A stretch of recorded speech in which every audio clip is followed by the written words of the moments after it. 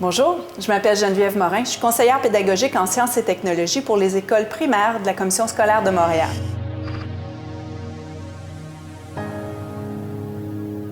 Je vais parler de mon expérience comme conseillère pédagogique en sciences et technologies, ce que ça fait, surtout dans le cas présent où moi je suis au primaire, une conseillère pédagogique en sciences et technologies au primaire, ce que ça va faire, c'est de développer des outils pour faciliter la tâche des enseignants.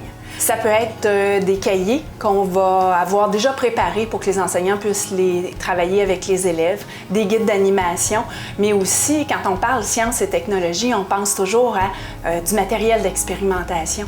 Puis les enseignants ne savent pas où le commander ou comment l'utiliser, donc il va y avoir des outils de ce type-là. On a aussi développé des outils vidéo, des affiches, des capsules animées qui sont disponibles sur Internet. Donc l'enseignant, même s'il ne peut pas venir à nos formations, va pouvoir faire de l'auto-formation avec tous les outils qu'on va avoir. Aujourd'hui, je rencontre des conseillers pédagogiques qui sont dans des écoles.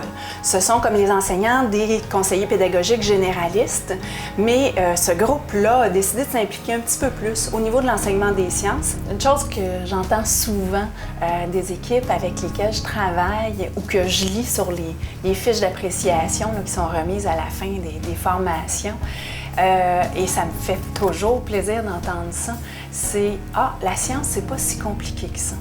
Parce qu'on pense que la science, la technologie, c'est quelque chose d'hyper complexe parce que c'est des scientifiques dans leur laboratoire, des gens un peu obscurs qui font ça.